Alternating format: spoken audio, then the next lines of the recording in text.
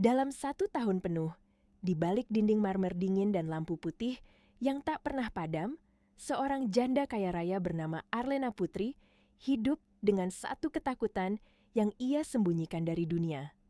Rasa takut kehilangan satu-satunya keluarga yang masih tersisa. Setiap hari, ia berjalan dengan langkah elegan melewati koridor Rumah Sakit Nusantara.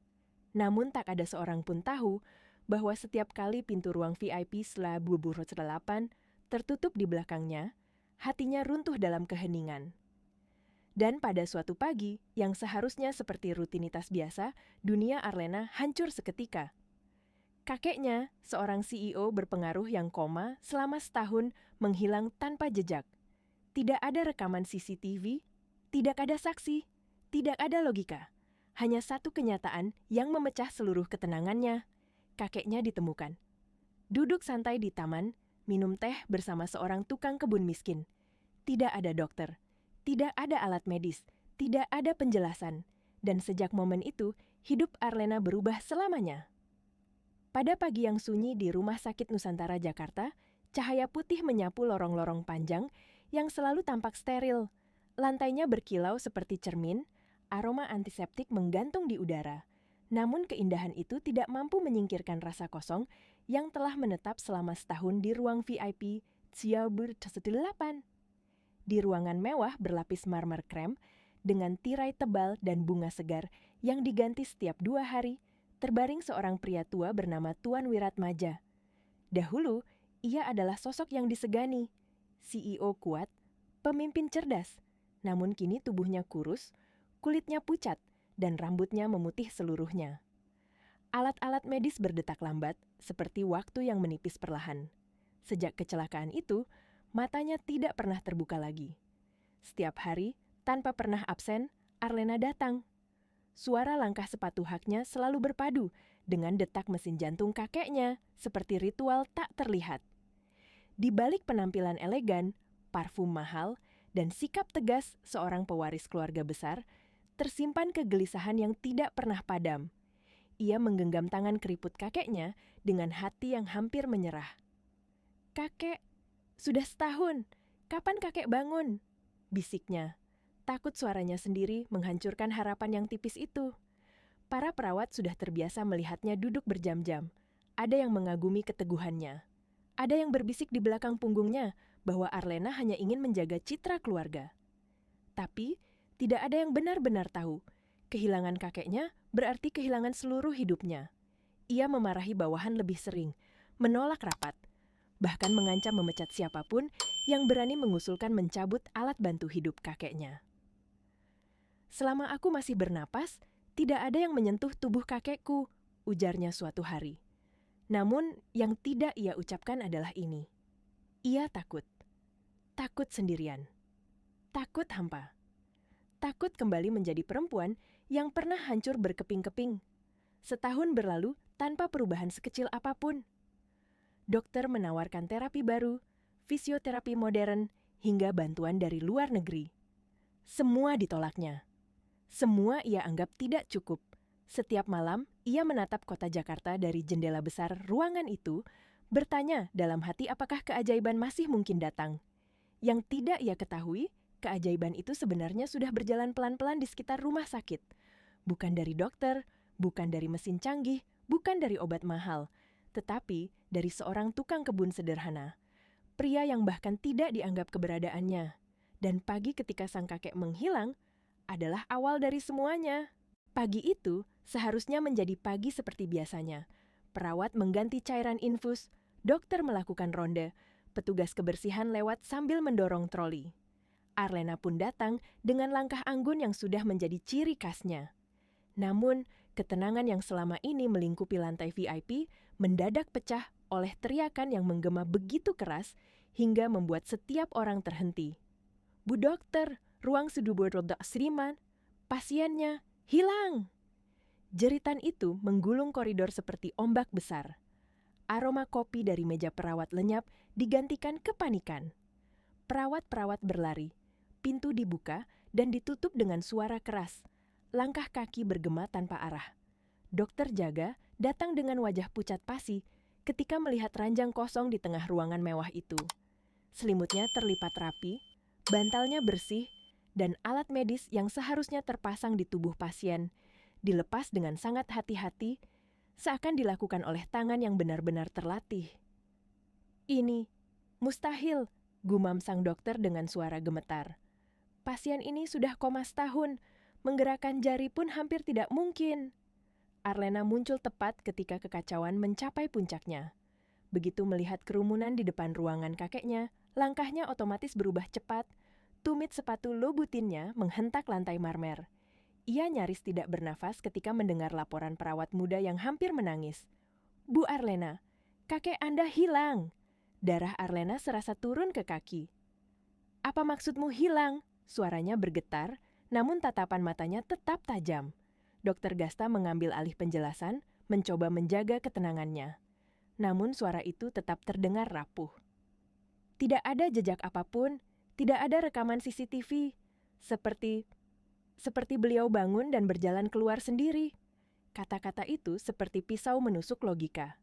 Tidak mungkin, tidak masuk akal. Tidak ada cara tubuh lemah itu bisa bangun tanpa bantuan. Arlena tidak menunggu penjelasan lebih lanjut.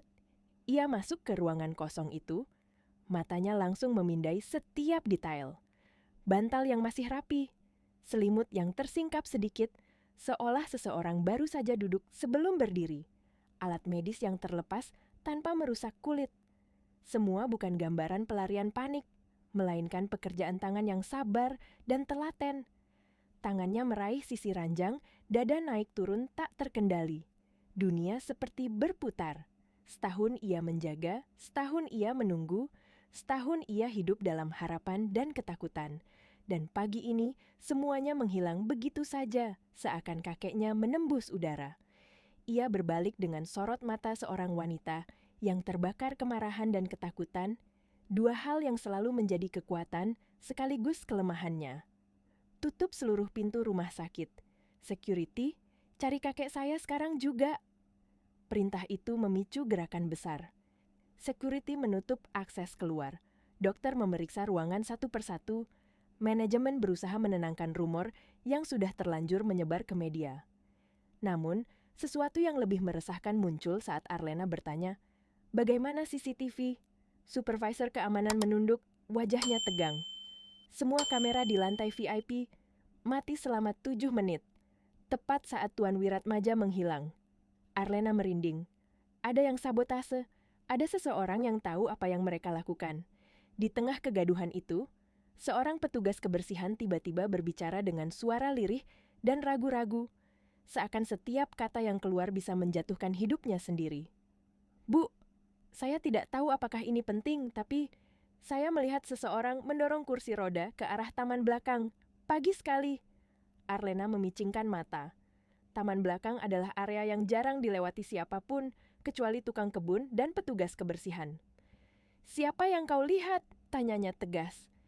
"Seseorang berseragam hijau tua, seperti seragam tukang kebun rumah sakit." Hening berat jatuh di ruangan itu. Semua orang menahan napas. Arlena merasa ada sesuatu merayap di dadanya, campuran kemarahan, ketakutan, dan firasat buruk yang tidak bisa ia jelaskan. "Antar saya ke taman itu sekarang," katanya tanpa ragu. Ia tidak pernah berlari secepat itu seumur hidupnya.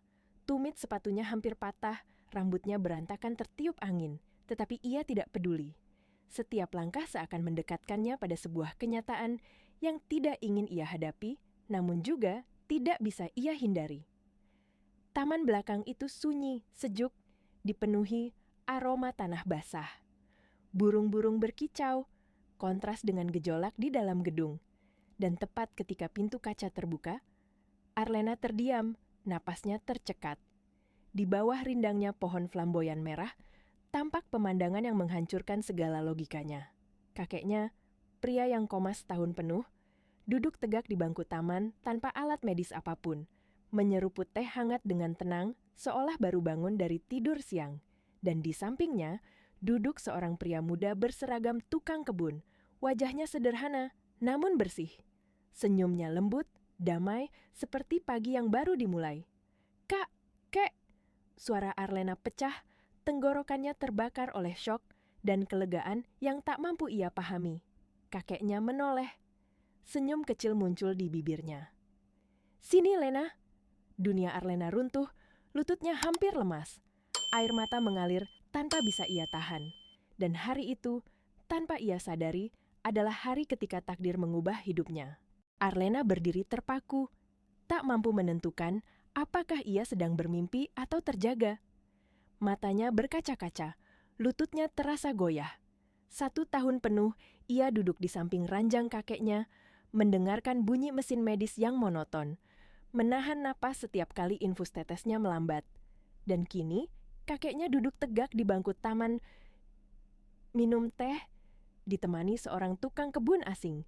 Jantung Arlena berdegup kacau. Kakek, bagaimana?" Suaranya pecah. Tuan Wiratmaja menatapnya lembut, senyumnya kecil, hampir seperti senyum yang dulu ia berikan ketika Arlena masih kecil dan takut tidur sendirian. Namun bagi Arlena, senyum itu adalah keajaiban yang tidak pernah ia bayangkan dapat ia lihat lagi. Air mata turun tanpa ia sadari. Ia berlari kecil mendekat, seolah takut jika ia bergerak terlalu cepat. Pemandangan itu akan menghilang begitu saja. "Kakek, siapa yang melakukan ini? Siapa yang memindahkan kakek? Bagaimana kakek bisa bangun?" Tatapannya kemudian beralih pada pria berseragam hijau tua itu. Penuh kemarahan, ketakutan, dan kebingungan bercampur menjadi satu. Pria sederhana itu hanya menunduk sopan, meletakkan cangkir di meja kayu kecil di samping bangku. "Saya hanya menemani beliau, Bu," ucapnya pelan. Suara yang begitu lembut, namun penuh ketenangan. "Hanya menemani?" Arlena hampir meledak. "Kau membawa beliau keluar dari ruang perawatan. Kau melepaskan semua alat medisnya. Apa kau tahu kau bisa dipenjara?" Pria itu, yang ia belum tahu namanya, tetap tidak menunjukkan tanda perlawanan. Tidak marah, tidak panik, tidak defensif. Matanya jernih, bersih, seolah menyimpan sesuatu yang lebih dalam dari yang terlihat. Tuan Wiratmaja mengangkat tangannya perlahan, menenangkan cucunya. "Lena, jangan marahi dia." "Tapi kek, dia membawa kakek keluar tanpa izin dokter. Bagaimana kalau terjadi apa-apa?" Air mata Arlena jatuh lagi, kini bukan karena marah, tetapi karena ketakutan yang menumpuk selama setahun penuh tiba-tiba meledak. Namun, sang kakek menggeleng lemah. Dia tidak menyakiti kakek, justru dia yang membuat kakek duduk di sini hari ini. Kata-kata itu membuat dunia Arlena terhenti. "Tidak masuk akal," gumamnya. Ia memandang alternatif lain dalam logikanya, tetapi semuanya runtuh saat melihat senyum damai di wajah orang yang ia cintai. Pria tukang kebun itu akhirnya berbicara lagi. Suaranya pelan seolah memilih kata-kata dengan sangat hati-hati. "Saya hanya memberikan sedikit pertolongan, Bu. Sesuatu yang sudah lama tidak saya lakukan." Nada suaranya mengandung beban masa lalu yang Arlena belum mengerti. Seakan di balik kesederhanaannya, tersimpan luka dan rahasia yang dalam. Ia menatap pria itu dengan campuran syok dan tidak percaya. Bagaimana mungkin seseorang yang bahkan tidak memiliki akses ke ruangan VIP bisa melakukan sesuatu yang tidak dapat dilakukan dokter? Tuan Wiratmaja menatap cucunya lagi. "Nanti kakek ceritakan semuanya, bukan di sini."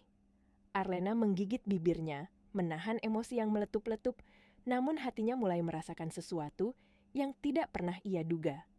Rasa penasaran, rasa ingin tahu yang muncul dari sesuatu yang tidak masuk akal. Ia memandang pria itu. Untuk pertama kalinya, ia sadar mata pria itu menyimpan sesuatu, bukan kesombongan, bukan ambisi, tetapi kedalaman yang aneh, kedalaman yang membuatnya sulit membencinya meskipun ia ingin. Dan pada detik itu, Arlena bertanya dalam hati, siapa sebenarnya dia? Dengan setiap detik yang berlalu, misteri itu semakin besar, dan ia tahu hidupnya tidak akan sama lagi. Reaksi Arlena datang seperti badai. Amarah, ketakutan, dan keterkejutan bercampur menjadi satu ledakan yang tak bisa ia bendung. Begitu melihat kakeknya tersenyum lemah namun damai, seluruh emosi yang ia pendam selama 1 tahun penuh langsung pecah. Ia meraih tangan kakeknya dengan panik. seperti seseorang yang baru saja menemukan kembali bagian tubuhnya yang hilang dan takut kehilangannya lagi. Lalu, kemarahannya berbalik, tajam, menghantam sosok tukang kebun itu.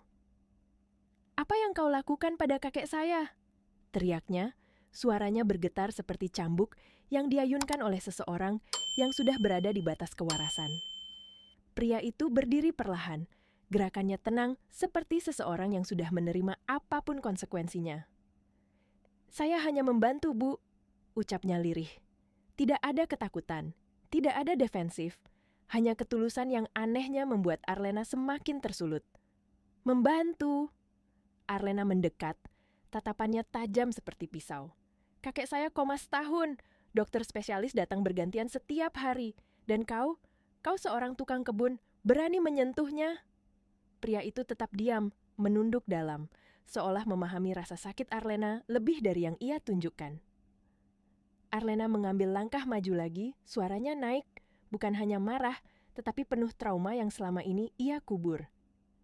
"CCTV mati 7 menit. Itu kerjaanmu. Kau sabotase rumah sakit. Kau pikir ini permainan." Tangannya terangkat, refleks ingin menampar. Tidak hanya karena marah, tetapi karena takut. Takut kehilangan lagi.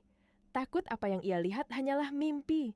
Namun sebelum tangannya mendarat di wajah pria itu, sebuah tangan lain menangkapnya. Tangan keriput, lemah, namun penuh wibawa. "Tuan Wiratmaja?" "Cukup, Lena." Suara itu lembut, namun tegas, dan cukup untuk menghentikan dunia. Arlena membeku, matanya berkaca-kaca, bibirnya bergetar. "Tapi kek, dia bawa kakek keluar tanpa izin. Bagaimana kalau terjadi sesuatu? Bagaimana kalau aku kehilangan kakek lagi?"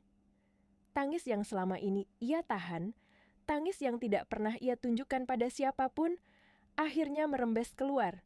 Ia bukan lagi pewaris perusahaan besar. Ia hanya cucu yang hampir hancur karena cinta dan ketakutan. Kakeknya menggenggam tangannya pelan. Kalau dia ingin mencelakai kakek, kakek tidak akan duduk di sini sekarang. Arlena menelan ludah, dadanya terasa sesak. Ia memandang pria itu lagi. Sosok sederhana yang kini menjadi pusat kekacauan dunia batinnya.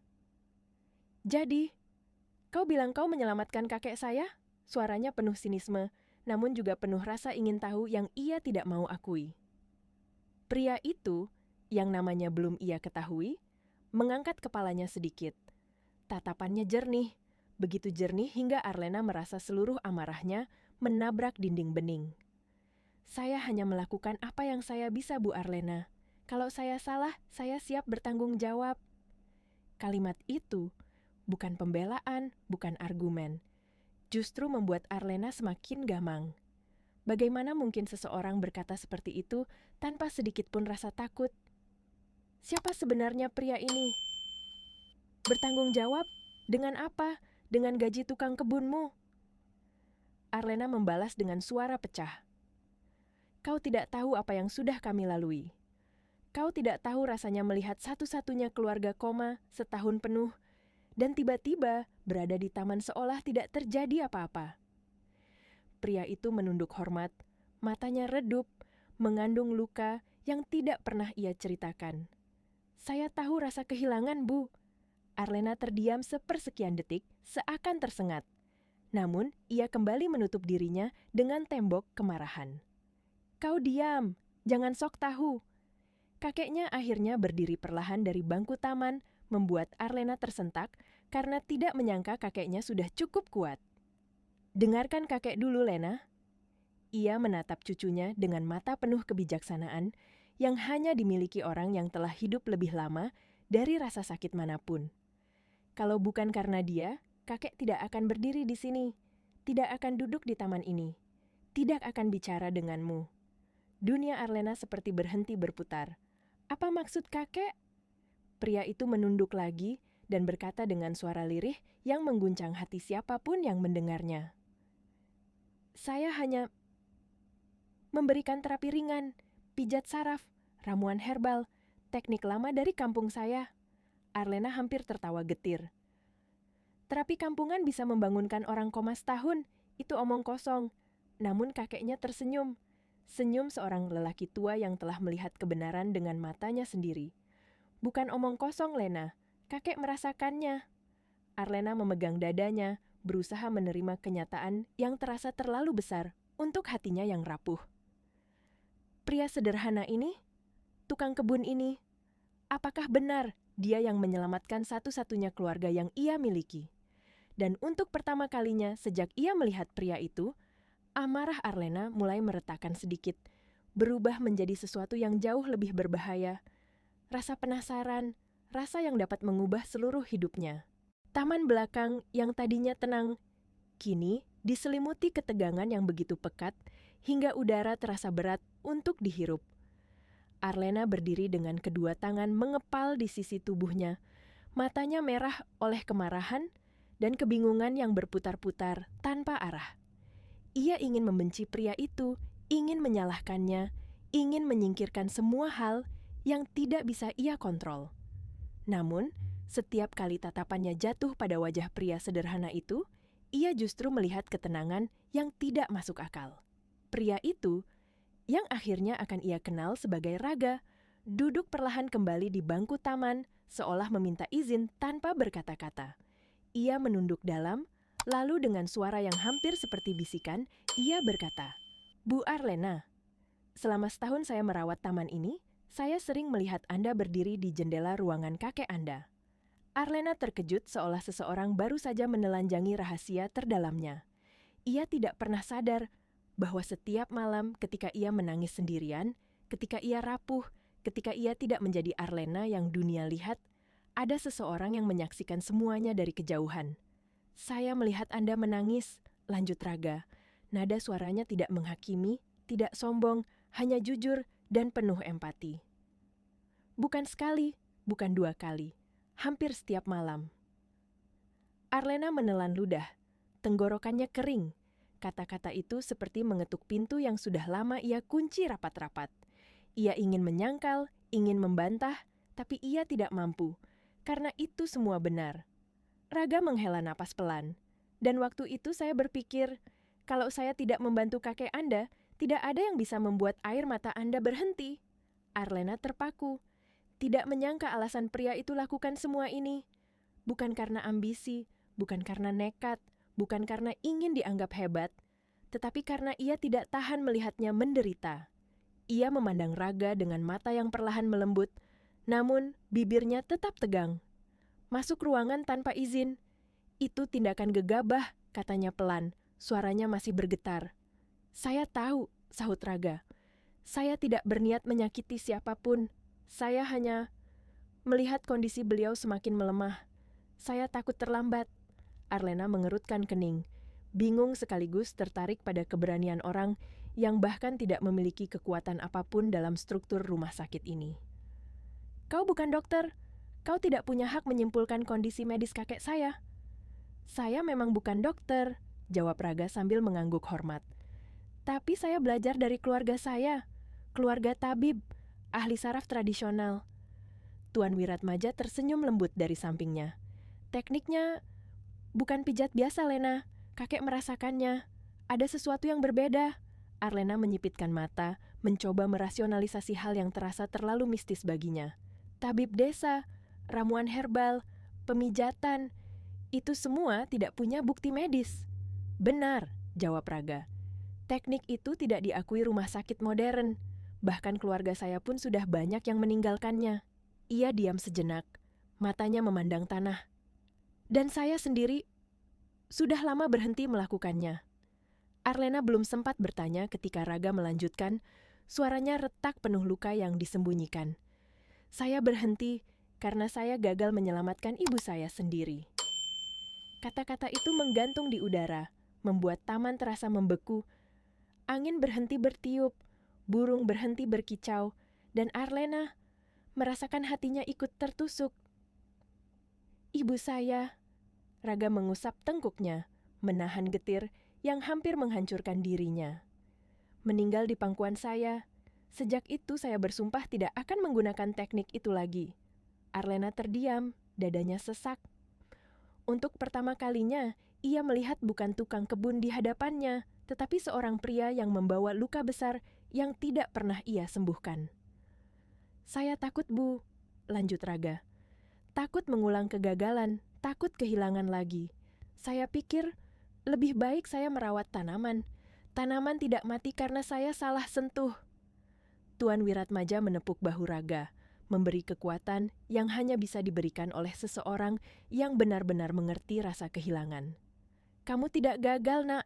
Itu takdir. Namun Raga hanya menggeleng pelan. Saya tidak tahu apa itu takdir atau kesalahan saya. Yang saya tahu, saya tidak ingin ada yang merasakan kehilangan seperti saya merasakannya. Arlena menutup mulutnya, matanya memanas. Setiap kata dari pria itu merobek tembok pertahanannya sedikit demi sedikit. Ia merasakan empati yang begitu kuat, meski ia berusaha menolaknya. Raga menatapnya. Untuk pertama kali tatapan mereka bertemu begitu dalam. Saya tidak berniat melanggar aturan, Bu. Saya hanya tidak tahan melihat Anda menangis setiap malam. Saya ingin mencoba sesuatu. Kalau gagal, saya siap menerima akibatnya. Arlena terhirup napas kecil. Pria ini bukan hanya menyembuhkan kakek. Tanpa ia sadari, ia juga menyentuh sesuatu yang sudah lama mati dalam dirinya. Teknik yang ia lakukan mungkin membuat kakeknya bangun, tapi kata-katanya hari ini membuat hati Arlena berdetak lagi. Perlahan, sangat perlahan, ketegangan di wajahnya luruh. Ia menatap Raga dengan cara berbeda untuk pertama kali. Bukan sebagai pelanggar aturan, bukan sebagai tukang kebun, bukan sebagai ancaman, tetapi sebagai seseorang yang telah menanggung luka sendirian dan tetap memilih menolong orang lain. Dan itu membuat Arlena tidak bisa mengarahkan kemarahannya lagi.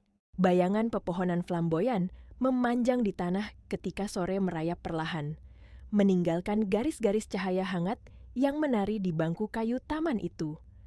Tempat yang tadinya hanya sudut sepi rumah sakit kini berubah menjadi ruang yang penuh rahasia, penuh cerita, dan penuh perubahan besar yang Arlena sendiri belum siap menghadapinya. Namun, ia tidak bisa mundur. Tidak setelah apa yang baru terjadi. Raga duduk beberapa langkah dari mereka, posisi yang selalu ia pilih, seolah dunia telah mengajarinya bahwa ia tidak pantas duduk terlalu dekat dengan orang-orang penting. Tubuhnya tenang, tetapi ada ketegangan samar di bahunya, seperti ia sedang menunggu keputusan yang bisa mengubah hidupnya untuk kedua kalinya. Arlena memperhatikannya dari sudut mata, sekilas. Raga tampak seperti pria biasa, tukang kebun dengan kulit kecoklatan oleh matahari, rambut tertata seadanya, dan seragam sederhana yang tidak menunjukkan apapun. Namun, sesuatu dalam sorot matanya memberi kesan lain. Kedalaman, luka, kerendahan hati, dan sebuah rahasia yang lebih besar dari pekerjaannya. Arlena menarik napas pelan, mencoba menstabilkan emosinya sebelum akhirnya berkata, "Raga, bolehkah aku tahu siapa kamu sebenarnya?" Pertanyaan itu meluncur begitu lembut, namun tetap membawa ketegasan seorang perempuan yang terbiasa mengatur dunia. Raga terdiam lama. Tangannya saling menggenggam di pangkuannya, seperti sedang menyatukan keberanian yang tersisa dalam dirinya. "Aku..." Suaranya pecah perlahan. "Aku bukan tukang kebun." Arlena menahan napas, bahkan angin seolah ikut berhenti bergerak. "Saya belajar dari kakek saya," lanjut Raga. Suaranya pelan, namun penuh kejujuran. "Beliau seorang tabib, ahli saraf tradisional di desa kami. Puluhan tahun keluarga kami membantu orang-orang lumpuh, pasien stroke, pasien yang kehilangan kesadaran. Saya belajar sejak kecil, titik-titik saraf, pijatan energi, pengolahan herbal." Arlena terpaku. Dunia logisnya yang selalu berada dalam genggaman, tiba-tiba terasa rapuh. "Jadi, kau bukan tukang kebun?" "Saya pernah menjadi penyembuh," jawabnya lirih. "Tapi itu dulu." Ia terdiam sejenak, matanya berkaca-kaca ketika kenangan kelam itu datang menghantam. "Hingga suatu hari, ibu saya jatuh sakit. Saya pikir ilmu saya cukup, saya pikir saya bisa menyelamatkannya." Ia menunduk dalam. "Tapi saya salah, ibu saya meninggal di pangkuan saya." Arlena menutup mulutnya, merasakan nyeri asing menyusup ke dalam tubuhnya. Ia tidak siap untuk merasa seperti ini. Empati yang begitu kuat hingga sulit bernapas. Raga melanjutkan, suara yang semula jernih kini retak. "Setelah itu, Saya menyalahkan diri sendiri. Saya bersumpah tidak akan menyentuh teknik itu lagi. Saya meninggalkan desa, meninggalkan ilmu keluarga saya, dan memilih bekerja sebagai tukang kebun. Karena merawat tanaman jauh lebih mudah daripada merawat manusia. Tanaman tidak mati karena saya salah sentuh. Tuan Wiratmaja menyentuh bahu Raga dengan lembut, penuh kebijaksanaan. Tidak ada yang salah karena tidak bisa menyelamatkan orang yang kau cintai. Itu bukan kegagalan, nak. Itu takdir. Namun Raga hanya menggeleng pelan, menahan air mata yang tidak pernah ia izinkan jatuh sebelumnya. Saya tidak tahu apa itu takdir atau kesalahan saya, tapi saya tahu satu hal. Saya tidak ingin ada orang yang merasakan kehilangan seperti saya. Kata-kata itu, sederhana namun dalam, menggetarkan hati Arlena seperti angin yang menyapu kaca tipis. Untuk pertama kalinya, ia melihat seluruh rangkaian kejadian yang ia alami dari sudut pandang berbeda. Raga bukan pelanggar aturan. Raga bukan ancaman. Raga bukan orang nekat yang ingin mencampuri urusan keluarga besar. Ia adalah seseorang yang membawa luka begitu besar hingga ia membungkusnya dengan kesederhanaan. Seseorang yang berusaha mempertahankan kehidupan lain karena ia gagal mempertahankan kehidupan yang paling ia cinta. Arlena menelan ludah, suaranya melembut, tanpa ia sadari. Jika aku berada di posisimu, mungkin aku juga akan lari. Mungkin aku pun tidak akan percaya lagi pada diriku sendiri. Raga mengangkat kepala, terkejut mendengar kelembutan yang tidak ia duga keluar dari mulut perempuan yang sebelumnya memarahinya habis-habisan. Arlena berdiri, melangkah pelan, dan berdiri tepat di depannya. Kau tidak kehilangan kemampuan itu, Raga. Kau hanya kehilangan kepercayaan pada dirimu sendiri. Raga menunduk, terkejut, dan tak mampu berkata apa-apa. Arlena menghela napas panjang. Aku, suaranya bergetar, tidak punya alasan untuk membencimu lagi. Kalimat itu jatuh seperti tetesan air ke tanah yang kering, pelan, namun memiliki kekuatan mengubah segalanya. Raga terpaku.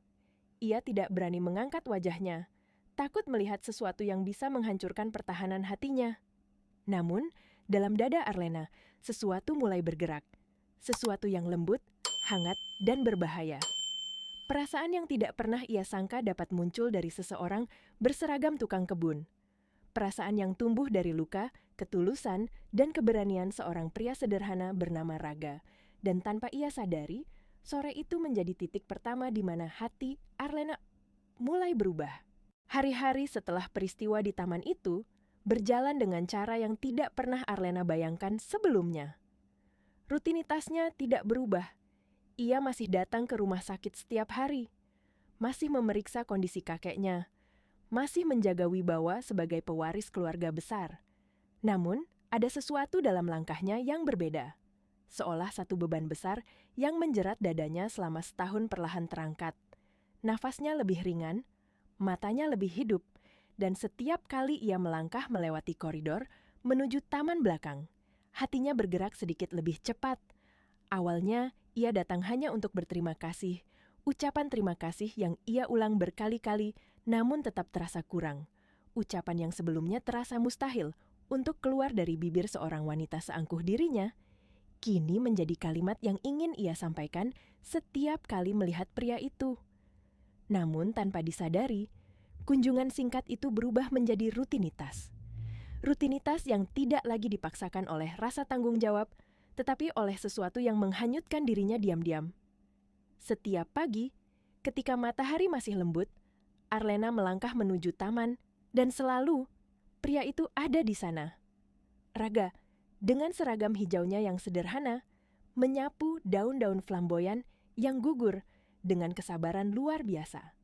Senyumnya kecil, tidak pernah memaksa, tidak pernah meminta apapun. Pagi Bu Arlena, sapa Raga suatu hari, dengan nada yang begitu sopan hingga Arlena hampir merasa bersalah telah memarahinya beberapa hari lalu. Pagi, balas Arlena, mencoba menjaga kewibawaan, walau sebenarnya ia merasakan sesuatu yang aneh menjalari dadanya. Apa yang awalnya percakapan singkat berubah menjadi obrolan panjang tanpa ia sadari. Dari 5 menit menjadi 15, lalu setengah jam, dan kemudian, tanpa ia sadari, menjadi 1 jam. Pada hari-hari tertentu, ia bahkan mendapati dirinya menoleh ke taman setiap beberapa menit, mencari sosok itu seperti seseorang yang merindukan sesuatu, tetapi tidak ingin mengakuinya. Ia merasa bodoh setiap kali menyadarinya. Ia seorang janda kaya, elegan, berpengaruh, dan tidak pernah membiarkan siapapun mendekati ruang pribadinya. Lalu bagaimana mungkin ia menantikan senyum seorang tukang kebun? Bagaimana mungkin detak jantungnya berubah hanya karena mendengar suara pria sederhana itu? Raga tidak pernah mencoba mendekati terlalu dekat. Tidak pernah mengambil kesempatan dari kedekatan mereka. Tidak pernah melontarkan pujian berlebihan atau mencoba menarik perhatian. Bahkan saat Arlena menawarkan makanan atau minuman, ia selalu menolak dengan sopan. "Tidak usah repot, Bu. Saya sudah makan. Terima kasih. Tapi Anda duduk saja, saya masih bekerja." Sikap itu, kesopanan yang tegas namun lembut, anehnya membuat Arlena semakin ingin memberi, semakin ingin mendengar suaranya, semakin ingin melihatnya tersenyum. Satu sore, Arlena membawa 2 gelas teh hangat. Tangan Raga sempat terangkat panik. "Bu, ini tidak perlu. Sudah saya buatkan," kata Arlena cepat, menutupi kegugupan di balik nada tegasnya. "Kalau kamu tidak mau, ya sudah, biar saya buang." Raga langsung mengambilnya dengan wajah memerah. "Bukan begitu, Bu. Terima kasih." Arlena menundukkan kepala sedikit untuk menyembunyikan senyumnya, tetapi hatinya berdebar kuat. Keesokan harinya mereka bicara tentang bunga flamboyan. Hari berikutnya tentang kakek Arlena, lalu tentang masa kecil, lalu tentang luka-luka yang tidak pernah mereka ceritakan pada siapapun. Sederhana, namun hangat. Hangat dengan cara yang tidak pernah Arlena temui di dunia yang penuh kepura-puraan. Dan tanpa ia sadari, kehadiran Raga mulai menempati ruang yang ia kira sudah mati dalam dirinya. Pada suatu pagi, Arlena melangkah ke taman dan tidak melihat sosok itu. Bangku kayu kosong, area kerja sepi. Tiba-tiba dadanya sesak. Ia berdiri lama, menatap sekitar dengan kegelisahan yang tidak bisa ia sembunyikan. "Ternyata, aku menunggunya," gumamnya pelan, malu pada dirinya sendiri. Namun sebelum ia berbalik, sosok itu muncul dari balik pohon flamboyan sambil membawa keranjang alat kebun. "Maaf, Bu, saya baru mengambil gunting tanaman," katanya dengan senyum ramah. Arlena merasa jantungnya memukul keras dadanya. Ia tersenyum kecil, senyum yang tidak ia berikan pada siapapun selama setahun terakhir. Dan anehnya, hanya pria ini yang bisa memunculkannya. Hari itu, saat Raga berbicara tentang tanaman obat, Arlena memperhatikan geraknya. Cara ia menunduk saat bicara. Cara suaranya lembut namun tegas. Cara ia menolak bantuan sambil tetap menghargai keberadaan orang lain. Ia melihatnya bukan lagi sebagai pekerja rumah sakit. Bukan lagi sebagai sosok yang ia salahkan. Tetapi sebagai laki-laki. Laki-laki yang ketulusannya menghancurkan pertahanan hatinya satu persatu. Ketika ia pulang malam itu, duduk di dalam mobilnya yang mewah, Arlena menyentuh dadanya. Tempat jantungnya masih berdetak terlalu cepat. "Apa yang terjadi padaku?" bisiknya. Ia tidak tahu jawabannya, namun ia tahu satu hal. Hatinya mulai bergerak. Dan semuanya dimulai dari pria sederhana bernama Raga. Ketenangan taman belakang yang selama ini menjadi tempat Arlena bernapas perlahan hilang ketika hari itu sebuah pesan mendesaknya datang dari manajemen rumah sakit. Mereka memintanya hadir di ruang direktur dengan nada yang jarang ia dengar. Ketika ia berjalan melalui koridor panjang itu, tatapan para dokter dan perawat terasa berbeda. Ada bisik-bisik yang berhenti begitu ia mendekat, ada petugas kebersihan yang menunduk terlalu dalam, dan ada rasa tegang yang mengisi udara hingga membuat langkahnya terasa berat. Ia mengetuk pintu 3 kali. Tok, tok, tok. "Masuk," jawab suara berat dari dalam. Ketika pintu terbuka, Arlena terkejut sejenak. Ruangan itu penuh. Direktur rumah sakit, 2 petinggi manajemen, kepala perawat, supervisor keamanan. Dan di sudut paling belakang, Raga berdiri dengan kepala menunduk seperti seorang terdakwa yang menunggu vonis. Sesuatu yang tidak beres. Sangat tidak beres. Direktur membuka rapat tanpa basa-basi. "Bu Arlena," ujarnya sambil menekan kedua tangannya di atas meja. "Kami memanggil Anda karena ada pelanggaran berat yang dilakukan oleh salah satu pekerja kami." Tatapannya diarahkan langsung pada Raga, sorot mata yang menghakimi, dingin, dan penuh superioritas.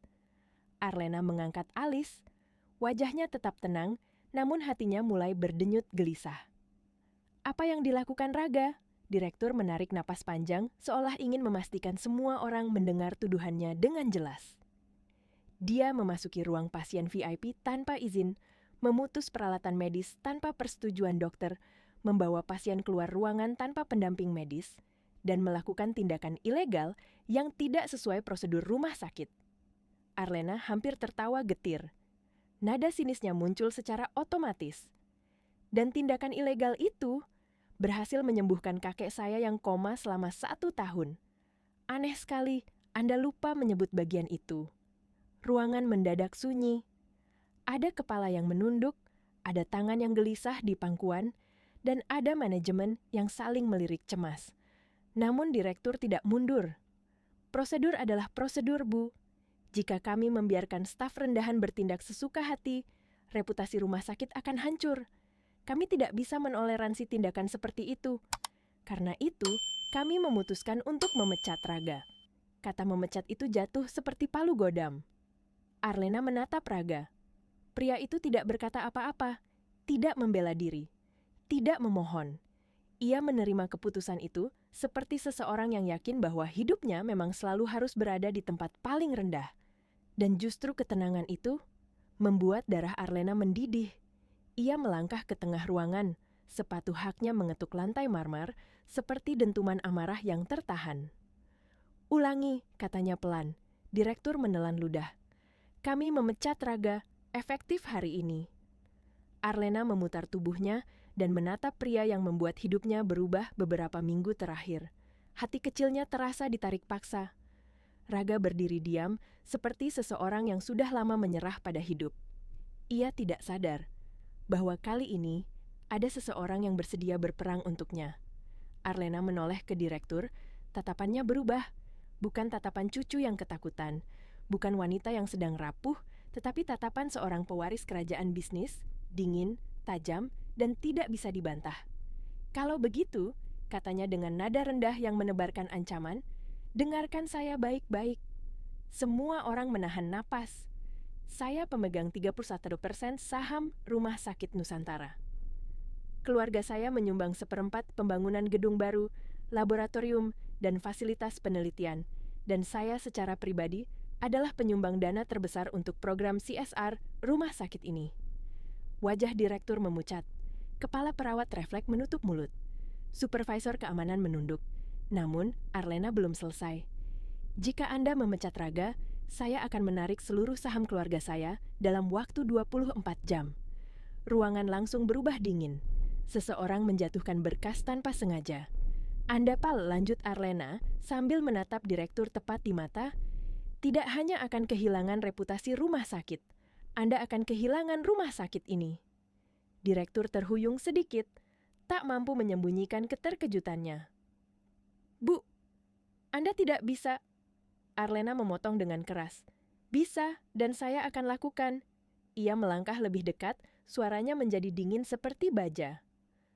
"Setahun penuh, Anda dan para dokter gagal. Dokter hebat Anda tidak melakukan apapun. Tapi seorang tukang kebun melakukan apa yang tidak bisa kalian lakukan. Dan sekarang Anda ingin menghukumnya?"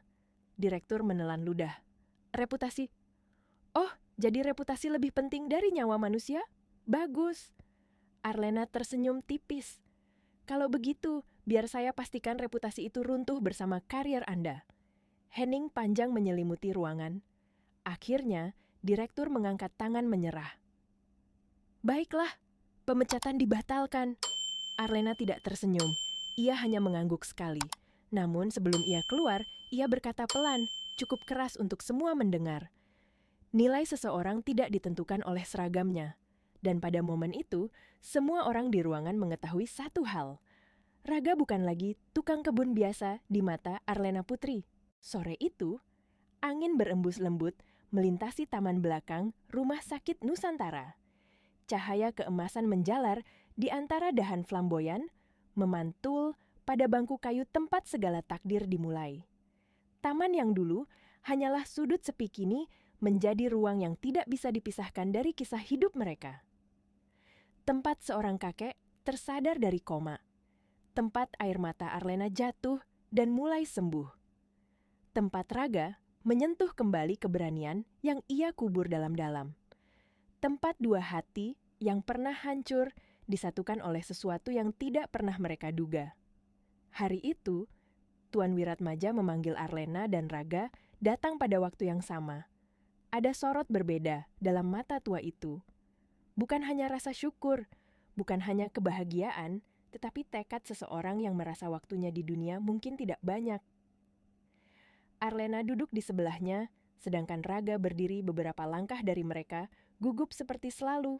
Seakan ia tidak pantas duduk terlalu dekat dengan mereka, seakan keberadaannya masih harus dibatasi oleh garis yang ia ciptakan sendiri. "Kalian berdua," kata kakek itu lembut, "duduklah di sini." Arlena terkejut. "Kak, kenapa serius sekali?" "Duduk," ulang kakeknya, lembut, namun nada yang tidak bisa dibantah. Raga menurut, meski dengan hati yang berdebar. Ia duduk di samping Arlena, tapi masih menjaga jarak, seolah takut menyentuh dunia yang bukan miliknya. Arlena pun berusaha terlihat tenang, meski detak jantungnya melonjak hanya karena jarak mereka kini begitu dekat. Setelah menarik napas panjang, Tuan Wiratmaja mulai berbicara. "Raga, kau menyelamatkan hidupku." Raga buru-buru menggeleng. "Saya hanya..." "Tidak," potong sang kakek tegas. "Kau menyelamatkan hidupku." Kata-kata itu jelas, tidak bisa dibantah. Raga terdiam, lalu sang kakek menoleh pada cucunya. "Dan Lena, selama setahun kau kehilangan tawa. Kau hidup seperti bayangan. Kau kuat, tapi kau rapuh. Kau tegas, tapi hatimu hancur. Kau menjalani hidup, tapi kau tidak bernapas." Arlena menunduk, matanya bergetar. Tidak mudah mendengar kenyataan yang selama ini ia sembunyikan. Namun kemudian kakeknya tersenyum, senyum yang penuh cinta. Tapi sejak Raga datang, tawa itu kembali. Arlena membeku, pipi dan telinganya memanas. Ia buru-buru memalingkan wajah agar Raga tidak melihat rona merah yang tidak pernah muncul sejak suaminya meninggal. Raga, yang mendengar kata itu, langsung menggaruk, tengkuknya canggung. Ia tidak berani menatap Arlena karena jantungnya berdebar lebih cepat, dan ia takut perempuan itu mendengarnya dari kejauhan. "Aku bahagia melihat kalian seperti ini," lanjut sang kakek. "Dua orang yang pernah terluka, saling menemukan tempat untuk pulih." Arlena menggigit bibirnya. "Kak, apa sebenarnya yang ingin kakek katakan?" Tuan Wiratmaja menarik napas dalam-dalam, napas seseorang yang hendak mengambil keputusan besar. "Aku sudah tua, aku tidak tahu berapa lama aku punya waktu, tapi sebelum waktuku habis, aku ingin memastikan cucuku tidak hidup sendirian." Arlena tersentak. "Kak, aku baik-baik saja." "Kau hanya terlihat baik-baik saja," balas kakeknya, menatapnya tajam, dan akhirnya, dengan suara yang dalam, mantap, dan membawa keheningan panjang di udara, beliau berkata, "Aku ingin kalian berdua menikah." Waktu seakan berhenti. Angin menahan nafas. Cahaya sore berhenti bergerak. "Ah, apa?" Suara Arlena pecah seperti kaca yang jatuh. Raga langsung berdiri panik, wajahnya memucat. Tangannya gemetar hebat. "Pak, tidak perlu. Saya bukan siapa-siapa. Saya tidak pantas duduk di sini. Saya tidak layak untuk Bu Arlena." Namun sang kakek menatapnya dengan tegas. "Hatimu layak, dan itu yang paling penting." Arlena memegang dadanya, mencoba bernapas. "Kak, ini terlalu cepat. Aku bahkan belum..." "Kau tidak perlu waktu lama untuk tahu seseorang itu tepat atau tidak," jawab sang kakek lembut. "Kadang Tuhan mempertemukan dua jiwa pada waktu paling tidak terduga." Raga menunduk, suaranya pecah. "Bu Arlena, jangan khawatir. Saya tidak akan menyusahkan Anda. Saya bisa menolak dengan sopan. Arlena spontan menoleh, tersinggung oleh kata-kata itu tanpa ia mengerti mengapa. Siapa bilang aku minta kamu menolak? Raga terpaku. Kakek tersenyum bahagia. Arlena buru-buru memalingkan wajah, menyadari kata-katanya terlalu jujur, terlalu spontan, terlalu hatinya. Raga berbisik lirih, penuh kerendahan hati yang menyayat perasaan siapapun yang mendengarnya. Saya hanya tidak ingin Anda merasa terpaksa. Arlena menatapnya lama, sangat lama. Dalam tatapan itu, ada sesuatu yang ia sembunyikan. Rasa takut, rasa malu, rasa bingung, dan sesuatu yang hangat, yang semakin sulit ia ingkari. Sang kakek menatap mereka dengan harapan yang begitu besar. Saling lihatlah dan rasakan. Kadang Tuhan memilih cara paling aneh untuk menunjukkan jalan. Di sore teduh itu, tanpa mereka sadari, takdir mereka diikat oleh sesuatu yang lebih kuat daripada logika, lebih lembut daripada angin, dan lebih dalam daripada luka yang pernah mereka bawa. Senja turun dengan perlahan, membawa cahaya jingga yang memeluk taman belakang, rumah sakit Nusantara seperti selimut hangat yang menutup hari. Angin sore berembus pelan, menyentuh rambut Arlena yang tergerai lembut di sisi wajahnya. Sejak kakeknya kembali ke bangsal untuk beristirahat, kini hanya ada 2 orang yang berdiri di taman itu, Arlena dan Raga. Namun ketenangan itu bukan ketenangan yang damai. Ada sesuatu yang bergetar di udara. Sesuatu yang belum pernah Arlena rasakan sebelumnya. Ia duduk di bangku taman, kedua tangannya saling menggenggam di pangkuannya. Jari-jarinya dingin dan gemetar. Ada ketakutan di dalam dirinya. Ketakutan akan kata-kata yang belum diucapkan. Ketakutan akan perasaan yang mulai tumbuh seperti benih tak terlihat. Raga, ucapnya akhirnya. Suara yang pecah di ujung bibirnya. Pria itu menoleh pelan. Iya, Bu. Arlena menarik napas panjang, lalu membiarkan air mata yang ia tahan sepanjang hari akhirnya jatuh. Aku tidak pernah memandangmu rendah. Raga menunduk, seolah ia tidak yakin ia pantas mendengar kalimat itu. Selama hidupnya, ia selalu menempatkan dirinya di bawah orang lain. Dunia telah membentuknya menjadi seorang pria yang mengira ia tidak pantas berdiri sejajar dengan siapapun, apalagi dengan perempuan seperti Arlena Putri. Namun, Arlena melanjutkan, kali ini suaranya lebih rapuh. Yang aku takutkan bukan dirimu, aku takut pada hatiku sendiri. Kata-kata itu menggetarkan udara. Raga mendekat perlahan. Langkahnya berhati-hati seperti seseorang yang khawatir menyentuh sesuatu yang rapuh. Apa yang Anda takutkan, Bu? Tanyanya pelan. Arlena mengusap air matanya, namun tangannya bergetar. Aku takut jatuh cinta lagi. Hening panjang menyelimuti taman itu lebih sunyi dari sebelumnya. Burung-burung berhenti berkicau, angin berhenti bertiup. Dan untuk pertama kalinya, Arlena membuka pintu hatinya yang selama ini ia kunci sejak kehilangan suaminya. Aku pernah kehilangan, lanjutnya. Aku pernah patah ketika seseorang masuk ke hatiku dan pergi. Hidupku terasa ikut hilang. Setahun ini aku berjalan tanpa jiwa. Dan ketika kakek koma, aku benar-benar sendirian. Ia menutup mata sejenak, menahan rasa sakit lama itu. Sampai kamu datang, Raga terpaku. Tak pernah ia bayangkan bahwa keberadaannya, yang ia anggap kecil dan tidak berarti, telah mengisi ruang kosong dalam hati perempuan yang selama ini tampak sangat kuat.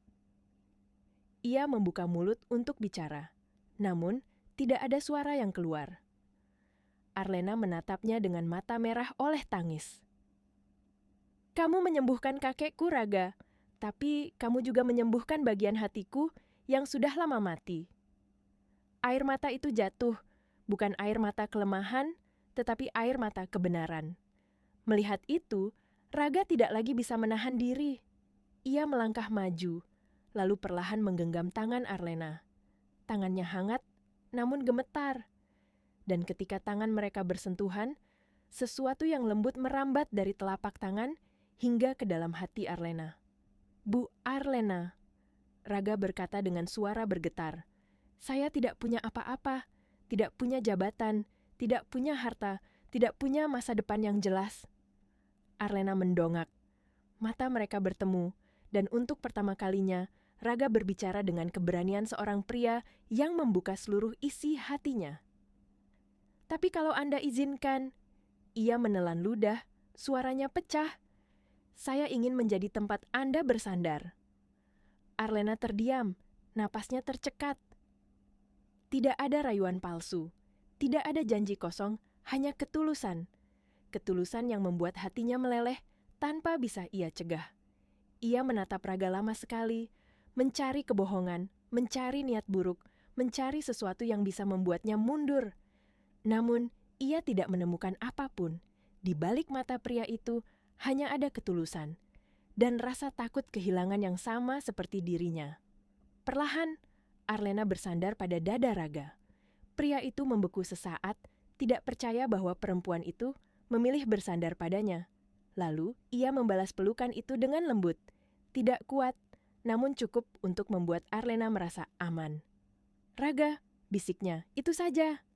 Dan itu sudah cukup. Di bawah senja yang memudar, dua hati yang pernah hancur akhirnya menemukan rumah dalam satu sama lain. Mereka berdiri dalam diam, namun diam itu penuh makna, penuh pengertian, penuh janji tak terucap. Beberapa bulan berlalu, dan taman belakang itu kini bukan lagi tempat kesedihan atau rahasia, melainkan tempat perayaan. Pada hari yang lembut itu, taman berubah menjadi pelaminan sederhana namun indah. Bunga flamboyan merah jatuh perlahan seperti konfeti alami. Lampu-lampu kecil menggantung, memberikan cahaya hangat yang memeluk seluruh tamu. Semuanya hadir. Perawat, dokter, petugas kebersihan, tukang kebun lain. Mereka semua tahu kisah ini. Mereka menyaksikan setiap bab perjalanan cinta yang aneh, ajaib, dan indah. Di tengah taman, Raga berdiri dengan jas hitam, pinjaman yang sedikit kebesaran. Namun, pada dirinya, jas itu terlihat pantas. Sebab yang ia bawa bukan kemewahan, melainkan ketulusan. Tangannya gemetar, wajahnya gugup, tetapi matanya bersinar lembut. Dan saat musik lembut dimainkan, semua mata menoleh ke satu arah. Arlena berjalan perlahan di atas karpet putih sederhana. Gaun putih elegan, tidak berlebihan, tetapi begitu anggun hingga membuat semua orang terpana. Rambutnya disanggul halus, dihiasi melati kecil. Untuk pertama kalinya sejak bertahun-tahun, ia tersenyum tanpa beban. Senyum perempuan yang akhirnya memilih kebahagiaan setelah lama tenggelam dalam kesedihan. Raga terpaku, bahkan lupa bernapas. Ketika Arlena sampai di pelaminan, Raga mengulurkan tangannya. Arlena meraihnya, dan seketika seluruh dunia terasa tepat. Setelah ijab kabul diucapkan, semua tamu bersorak kecil, penuh haru. Kakek Wiratmaja berjalan mendekat, tongkatnya menahan tubuhnya yang lemah. Ia meletakkan kedua tangannya pada bahu mereka. Akhirnya, ucapnya lirih, suaranya bergetar. Cinta menemukan jalannya. Arlena menahan tangis bahagia. "Terima kasih sudah menyembuhkan kakekku dan menyembuhkan hatiku," bisiknya pada Raga. Raga menunduk, matanya berkaca-kaca. "Terima kasih sudah membuat tukang kebun seperti saya berarti." Arlena tersenyum. "Bukan tukang kebun lagi. Sekarang kamu suamiku." Kalimat itu membuat Raga hampir menangis. Di bawah cahaya senja yang memudar, mereka saling berpelukan. Pelukan pertama sebagai pasangan sah. Taman itu, dengan segala kesederhanaannya, menjadi saksi kelahiran sebuah cinta yang tidak pernah diprediksi siapapun. Cinta yang muncul dari luka, tumbuh dari ketulusan, dan menjadi takdir. Karena satu alasan, hati yang tulus selalu menemukan jalan pulang.